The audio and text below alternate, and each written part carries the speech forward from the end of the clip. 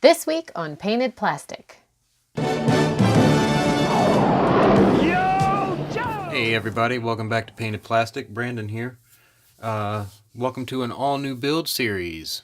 And for this build series, I want to do something a little bit different. A little bit about me. I am an avid G.I. Joe fan and collector, and I've loved it ever since I was little, and I still do.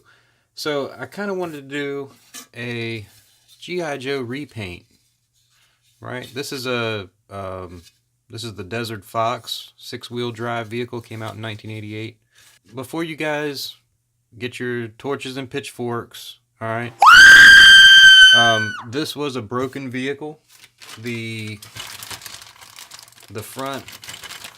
I got a bag of parts here. Sorry, it's noisy and anyway. Anyway, all the parts are in there, but the front wheels had been broken off, and I've actually just cut that edge off just because it was all gnarled and bent. And I've got the chassis here and the other bits. Right, this is a broken toy I just had in spares. Right, so I thought it'd be fun to kind of reimagine it. You know, I got thinking about these little bits right here, and I looked through. I've got another box that's just parts, right, pieces of different vehicles, and I happened to find this, and this is the ski. There were two skis actually on this vehicle. This is from the I'll probably get this wrong, but 1991 or 93 Ice Snake, the Cobra Ice Snake. And I was looking at these wheel parts, and they almost, I don't know if you can see that on camera, but they almost fit in this little slot just perfectly. So I think with very little modification, we can attach that, and then this vehicle will be a snow vehicle. Right? Oh, maybe if I show you guys what I'm doing, right? Won't that be neat? I think that'll be neat. Yeah, so we're gonna, repaint it, of course. Like, I'm thinking kind of a snow camouflage, maybe? I don't know. We'll have to see. The interior will probably be a gray, just so it's more snowy than green. And yeah, I think we'll have some fun with it.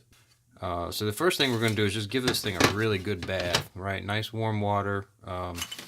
And I'm going to wash all the parts and pieces. I've got the wheels, I've got the dashboard. There's a big gun. I got all that stuff. But so when I come back, we will have this washed, and we'll start taking all these stickers off. Be right back.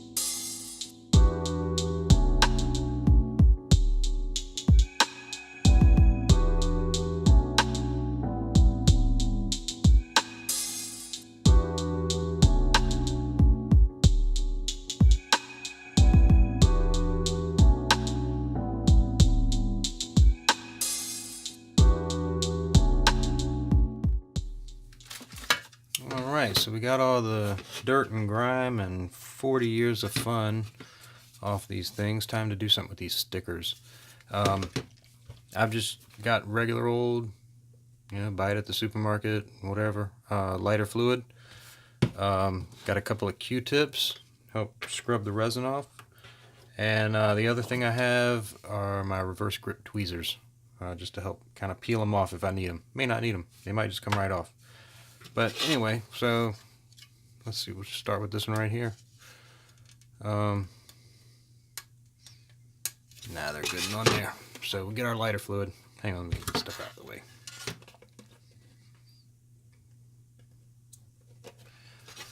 Just put a dab all around. Right, let it kind of soak in a bit.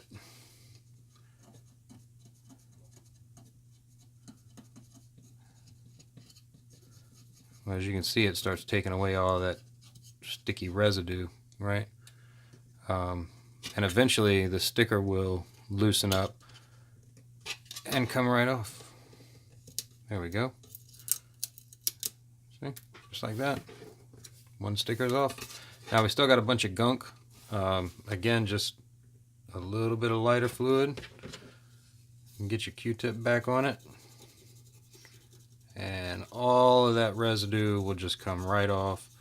Now you may have to give it a little elbow grease, you know, convince it to let go, but eventually it'll all come right off.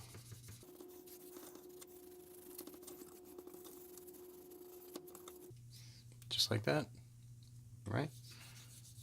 This is the clean, dry side. I just want to go over it again. I think there's still a little bit of, yeah. So we'll just do it one more time. Get a clean Q-tip and go right back over the same spot. And you may find it comes right off. You may find you have to work it a little bit. A lot of times I'll keep a paper towel on hand just to kind of scrub away anything that the Q-tip won't get. But yeah, just like that. Now it's not sticky at all, right? You can see where the plastic has changed colors, or you might be able to see. I don't know, can you see that? Yep. Alright, let's do one more. Put a little bit on. I'm just going to let it sit a minute because we already know it's on there good. Get all this gunk around the edge off. And let's see. No, not quite yet. A little bit more. The neat thing about the lighter fluid, I don't know if I mentioned it in the other video, it evaporates clean. So like there's no residue on this surface now, right? It just, there's nothing left. If you use like mineral spirits and stuff like that, you're gonna have an oily mess when you get done. There we go, number 2 off. You're gonna have an oily mess, whereas this will take away all of the dirt, all of the sticky, all of the residue, and it just leaves the plastic clean. You can even use this if there are, you know, pin marks and marker, you know, somebody drew on the toy or what, you never know, you know, but you can use this to clean all sorts of things for, you know, all these vintage toys. So I'm going to go all around here, get all these off.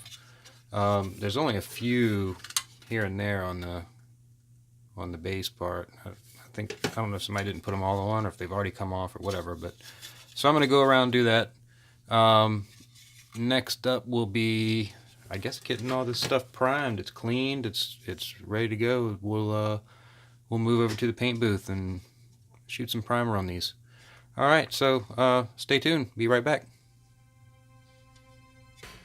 All right, guys, let's spray some primer. Got the parts here all cleaned up and stickers gone. Gonna use the Stynal Res gray primer, and I did have to bump my pressure up just a bit on this. I think it's bumped up to about 23 or so. The first coat, as usual, I'm just doing a really light kind of coat all over. Now this is sped up, so it's a little more drastic than it actually is, but after that first coat, you can go in sort of you know, full-fledged and really just get a good coat on there.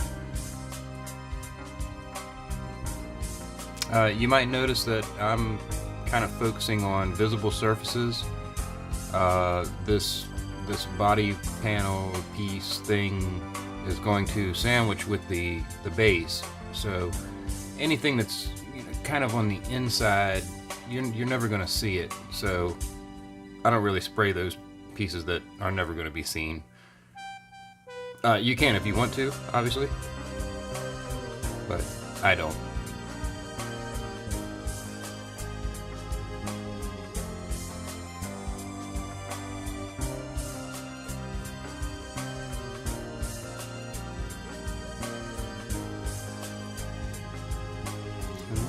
we go.